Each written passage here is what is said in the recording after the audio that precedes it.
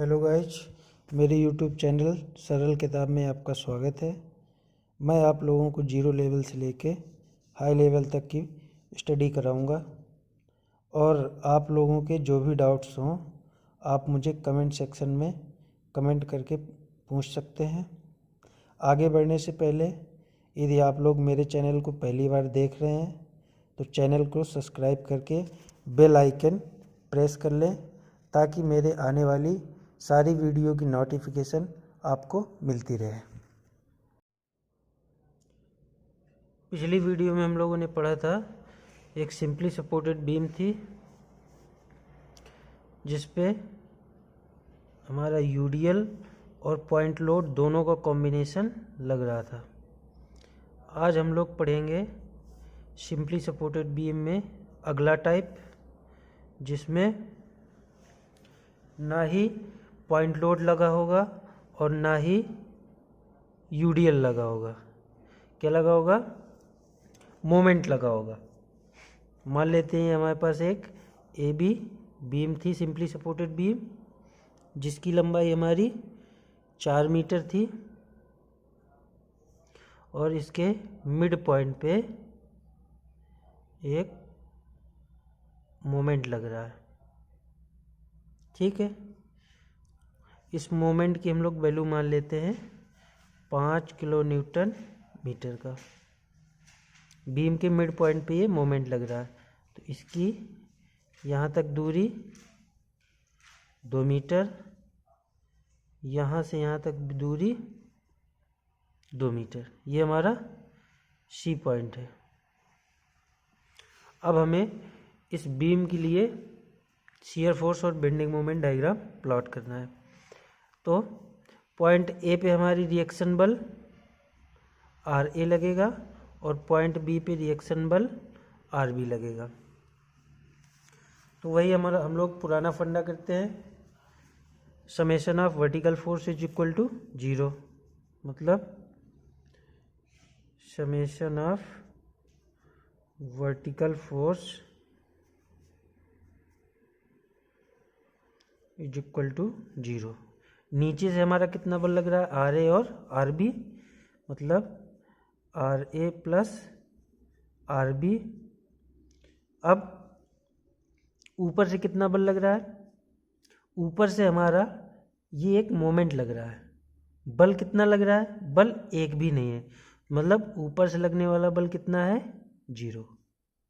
ठीक, नीचे से आर ए और आर बी है, ऊपर से लगने वाला बल कुछ भी नहीं है, मतलब ऊपर से बल नहीं लग रहा है, सिर्फ एक मोमेंट लग रहा है। इसको हम लोग समीकरण 1 दे देते हैं।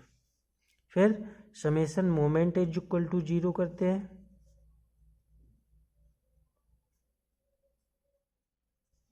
मोमेंट इज इक्वल टू जब 0 करेंगे तो क्या करें? पॉइंट ए के अबाउट मोमेंट ले लें, पॉइंट ए के सापेक्ष आघूर्ण ले लें।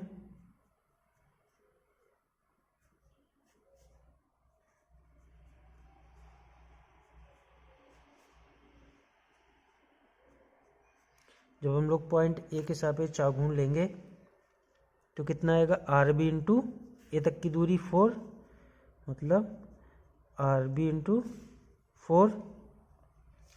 ये हम लोग आर बी इंटू 4 प्लस कर लेंगे। फिर अगला ये 5 का आघूर्ण है। अगर हम लोगों ने 5 इंटू 2 कर दिया तो ये मोमेंट का मोमेंट हो जाएगा, जो कि एक जड़त्व आघूर्ण हो जाएगा। तो हम लोग सिर्फ मोमेंट लेना है हमें, तो ये ऑलरेडी एक मोमेंट है, तो इसको डायरेक्ट हम लोग कितना रख देंगे? 5। यहाँ पे मोमेंट हमारा 0 आएगा, इसको हम लोग कुछ नहीं लिखेंगे, 0 कर देंगे बराबर में, क्योंकि आर ए का मोमेंट 0 आएगा ए के सापेक्ष। अब हमने आर बी को पॉजिटिव लिया है और 5 को नेगेटिव लिया है। ये हमने ऐसा क्यों किया है, ये मैंने पिछली वीडियो में डिस्कस कर दिया था। आप लोगों को अगर डाउट है तो आप मेरे पिछली वीडियो पे जाके देख सकते हैं कि इसको आज पॉजिटिव और इसको नेगेटिव क्यों लिया है। ये हमारा एंटी क्लॉक आघूर्ण है और ये क्लॉकवाइज आघूर्ण है। फिर यहाँ से हमारा कितना आएगा? 4 RB इज इक्वल टू 5 के। यहाँ से अगर हम लोग RB की वैल्यू निकालें तो कितना आएगा 5/4 मतलब 1.25। देख लेते हैं 5/4 1.25 किलो न्यूटन। ये हमारा RB का मान निकल आया। जब हमारा RB का मान निकल आया तो RB का मान उठा के समीकरण 1 में रख देते हैं। तो फ्रॉम इक्वेशन फर्स्ट से हम लोग क्या देखेंगे, जो RA बराबर है वो कितना आ जाएगा माइनस का 1.25 किलो न्यूटन के। हमारा RA निकल आया और RB निकल आया। अब हम लोगों को शियर फोर्स निकालना है।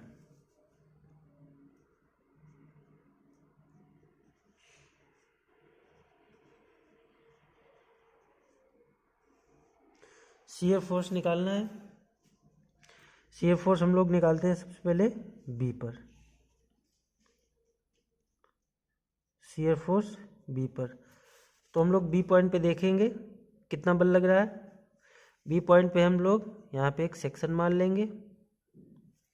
सेक्शन के हम लोग राइट साइड देख रहे हैं तो सेक्शन के राइट साइड नीचे से ऊपर लगने वाला बल पॉजिटिव होता है, तो इसकी वैल्यू कितनी आ जाएगी प्लस का 1.25 किलो न्यूटन। ये नीचे से ऊपर लगने वाला बल हमने पॉजिटिव के लिया है। ये आप लोग पिछली वीडियो में देख सकते हैं, मैंने पिछली वीडियो में डिस्कस किया था साइन कन्वेंशन। फिर हम लोग शियर फोर्स सी पॉइंट पे निकालते हैं। सी पॉइंट पे जब हम लोग निकालेंगे तो यहाँ पे हम लोग एक सेक्शन मान लेंगे। यहाँ पे जब हम लोग सेक्शन मानेंगे तो सेक्शन के हम लोग राइट साइड पे देखेंगे कितना बल लग रहा है। तो सेक्शन के राइट साइड RB बल लग रहा है जो कि अपवर्ड डायरेक्शन में है, और B से C तक या इस सेक्शन तक जो हम लोगों ने X1 XX सेक्शन माना था या X1 X1 सेक्शन माना था, यहाँ तक कोई भी बल नहीं है। तो कितना आ जाएगा प्लस का 1.25 किलो न्यूटन। फिर हम लोग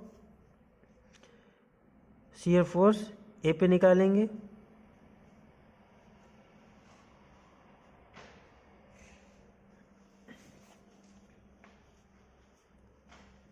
शियर फोर्स जब हम लोग ए पे निकालेंगे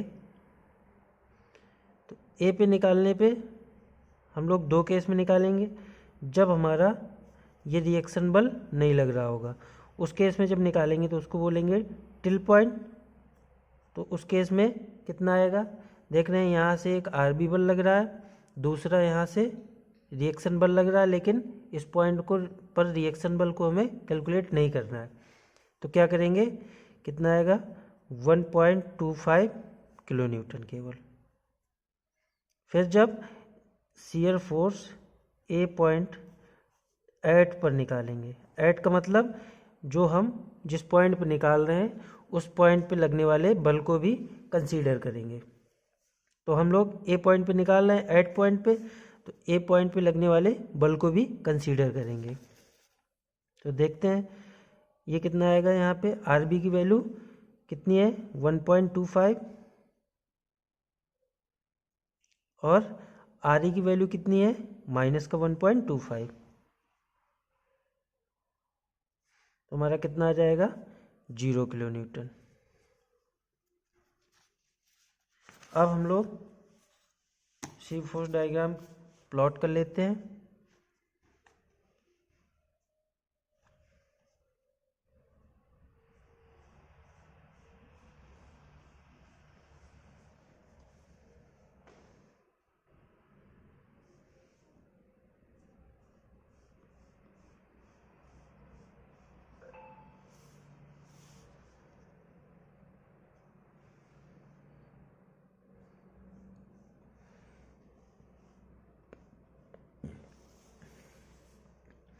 ये हम लोगों ने एक रेफरेंस लाइन मान ली।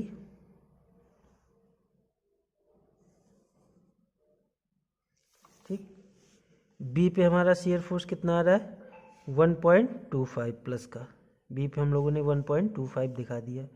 सी पे कितना आ रहा है 1.25, सी पे भी हमने वही दिखा दिया। ए टिल पे कितना आ रहा है प्लस का 1.25 हमने दिखा दिया। ए एट पे कितना आ रहा है 0। अब हम लोग इसको मिला देंगे सभी पॉइंट्स को।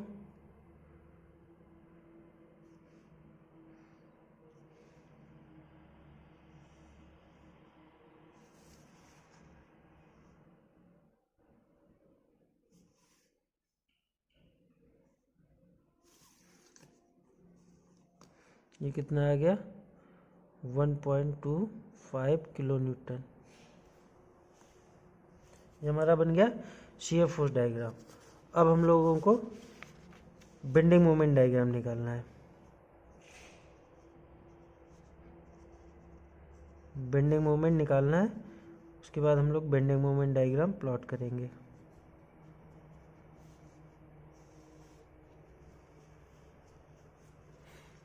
देखते हैं बी पॉइंट पे हम लोग निकालते हैं बेंडिंग मोमेंट कितना आएगा। बेंडिंग मोमेंट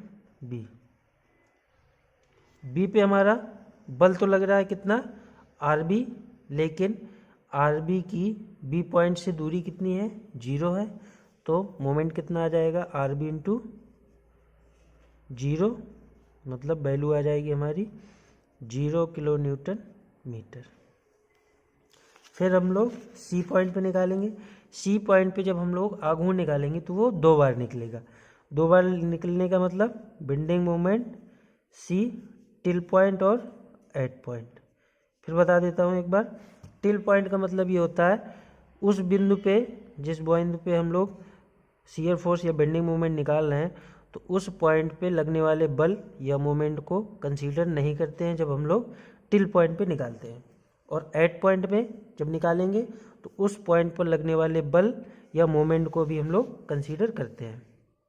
तो जब हम लोग टिल पॉइंट पे मोमेंट निकालेंगे तो इस 5 किलो न्यूटन मीटर के मोमेंट को कंसीडर नहीं करेंगे। तो देखते हैं कितना आएगा R B into 2। R B की वैल्यू कितनी है 1.25 इंटू वैल्यू कितनी है लंबाई 2। इसको हम लोग कैलकुलेट कर लेते हैं। 1.25 इंटू 2 कितना आ जाएगा 2.5 किलो न्यूटन मीटर। फिर हम लोग बेंडिंग मोमेंट सी, अब हम लोग बेंडिंग मोमेंट सी पे एट पॉइंट पर निकालेंगे। एट पॉइंट का मतलब है उस पॉइंट पे लगने वाले बल या मोमेंट को भी कंसीडर करेंगे। तो जब हम लोग एट पॉइंट पर निकालेंगे तो कितना आएगा आर बी इंटू 2, मतलब 1.25 इंटू 2 माइनस ये कितना है 5। इसको हम लोग कैलकुलेट कर लेते हैं। 1.25 इंटू 2 माइनस 5 कितना आ गया माइनस का 2.5, माइनस का 2.5 किलो न्यूटन मीटर। अब हम लोगों को ए पॉइंट पे निकालना है बेंडिंग मोमेंट ए। ए पे कितना आएगा देखते हैं हम लोग। आर बी इंटू यहाँ तक की दूरी कितनी है, आर बी की value 1.25 into 4, R B into 4, फिर माइनस का ये 5 का मोमेंट है 5, ठीक है। इसको हम लोग कैलकुलेट कर लेते हैं। 1.25 इंटू 4 माइनस 5 कितना आ गया आंसर 0। तो हमारा जो ए पे मोमेंट आएगा वो कितना आएगा 0 किलो न्यूटन मीटर। हमारा बी पे निकल आया, सी पे निकल आया और ए पे निकल आया मोमेंट। अब हम लोगों को बेंडिंग मोमेंट डायग्राम प्लॉट करना है। तो बेंडिंग मोमेंट डायग्राम प्लॉट करने के लिए हम लोग एक रेफरेंस लाइन मानते हैं। ये एक हमने रेफरेंस लाइन मान ली। बी पे मोमेंट 0 आ रहा है, ए पर भी बेंडिंग मोमेंट 0 आ रहा है। सी पे हमारा टिल पॉइंट पे मोमेंट आ रहा है प्लस का 2.5 किलो न्यूटन। यहाँ से हम लोग प्लस का 2.5 किलो न्यूटन मीटर हम लोग मान लिए ये आ रहा है। फिर एट पे आ रहा है माइनस का 2.5, यहाँ से फिर हम लोग नीचे माइनस का 2.5 ये हम लोग मान लिए। अब बीम में हमारा पॉइंट लोड है, ये पॉइंट लोड है, ये भी पॉइंट लोड है, मतलब ये दोनों रिएक्शन बल है, और ये हमारा क्या है, एक मोमेंट है। ठीक, जो हमारा ये शियर फोर्स डायग्राम बना है ये x की पावर 0 का बना है। तो जब हम लोग बेंडिंग मोमेंट बनाएंगे तो कितना बनेगा, x की पावर 1 का। तो अब हम लोग इसको इंक्लाइन मिला देते हैं। इसको हमने यहाँ से ऐसे मिला दिया और इसको हमने यहाँ से ऐसे मिला दिया, और ये जो दोनों टिल और एड पॉइंट है इसको भी हम लोग इस तरीके से मिला देते हैं। तो ये जो हमारा बनेगा ये प्लस में बनेगा और ये माइनस में बनेगा। इसकी वैल्यू शो कर देते हैं 2.5, इसकी भी वैल्यू 2.5 किलो न्यूटन मीटर, ये किलो न्यूटन मीटर।